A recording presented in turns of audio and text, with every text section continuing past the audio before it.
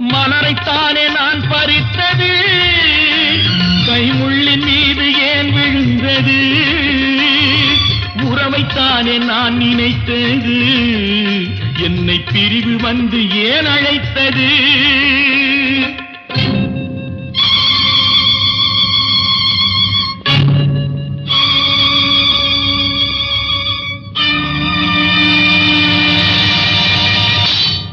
எழுதுங்கள் என் கல்லறையில் அவள் இரக்கமில்லாதவள் என்று, பாடுங்கள் என் கல்லறையில் இவன் பைத்தியக்காரன் என்று.